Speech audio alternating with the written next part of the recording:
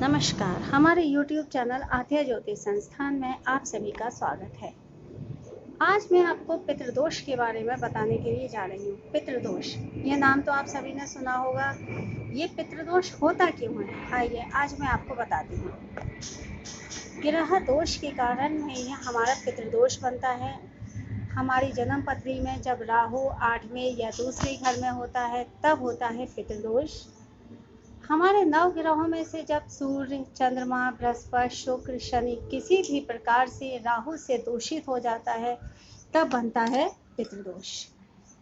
अगर हमारे पास जन्म पत्री नहीं है, क्या हम तभी ये पता कर सकते हैं कि क्या हमारी कुंडली में पितृदोष है? तो हाँ, आप ये पता करिए। ये आप सभी जानते हैं कि क्या हमारे परिवार में किसी की असमय मृत्यु तो नहीं हुई है। कहीं ऐसा तो नहीं है किसी ने आत्महत्या करी हो या किसी ने कोई अग्नि में जल गया हो, दुर्घटना में मौत की चपेट में आ गया हो। अगर इस तरीके की कोई भी स्थिति हुई है तब आप जानिए आपकी कुंडली में हमेशा रहता है पितृदोष और आपके परिवार पर है पितृदोष।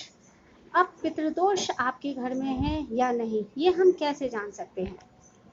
इसके लिए आपको अपने घर में आप ऑब्जर्व कीजिए, कुछ लक्षण देखिए, क्या ये आपके घर में ऐसा होता है? अगर ऐसा होता है तब तो है आपके घर में पितृदोष। जैसे आप काम कर रहे हैं, पूरी मेहनत के साथ आप कोई काम कर रहे हो और फिर भी आपके वो काम बिगड़ते जा रहे हैं, तो आप मानिए आपके घर में कहीं ना कहीं पितृदोष है। आपका अपने घर में मन अशांत रहता है। आप कितना भी सुकून और शांति भरे जीवन में आप रहना चाहो, घर में सुकून नहीं मिलता है, आपका मन अशांत रहता है।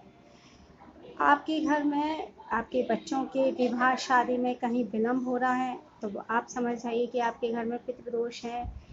या आपकी नौकरी व्यवसाय में, आपके रोजगार में किसी भी प्रकार की समस्याएं आ रही हैं, आपकी नौकरी लगने में विलम्ब हो रहा है, तब भी आप जानिए कि आपकी कुंडली में पितृदोष है, आपके घर में पितृदोष है।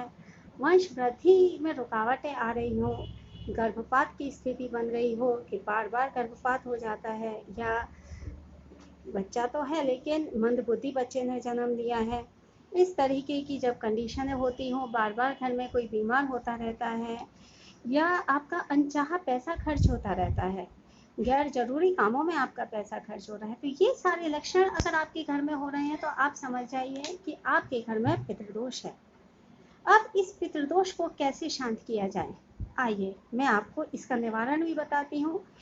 आप कृपया करके ध्यान से सुनिए। सबसे पहले आप अमावस से शुरुआत कीजिए और मावस से प्रतिदिन पूर्वजों का स्मरण करते हुए 21 बार प्रतिदिन आप जाप करें, ओम पितराय नमः। सेकंड, आप उपाय कर सकते हो कि हर महीने की एकादशी, चतुर्दशी, अमावस और हर हफ्ते के रविवार और बृहस्पतिवार के दिन आप पितरों को दक्षिण की तरफ मुख करके जल दीजिए। उनके जल में आपको तांबे के लोटे में काले तिल, लाल फूल मिला करके आपको जल देना है। जब पितृपक्षों के दिन शुरू होते हैं, यानी 14 दिन, जब आपके 15 दिन श्राद्ध की शुरुआत होते हैं, यानी पूर्णमासी से मावस तक आप कंटिन्यू उनको तर्पण कीजिए। जिस प्रकार से अभी मैंने बताया कि लोटे में आप काले तिल और लाल फूल मिला करके, थोड़ा सा कच्चा दूध मिलाकर प्रतिदिन दक्षिण की तरफ मुँह करके अपने पितरों को आप तर्पण कीजिए। और अपने जो भी आपसे गलतियां हुई हों या वो जिस कारण से भी नाराज हों, उस कारण को बोलते हुए आप उनसे क्षमा याचना करें।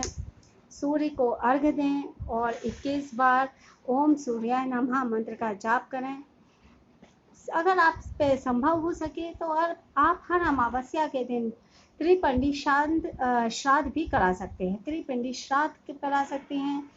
आप श्राद्ध वाले दिनों में आप गया जी जाकर के भी पिंडदान कर सकते हैं।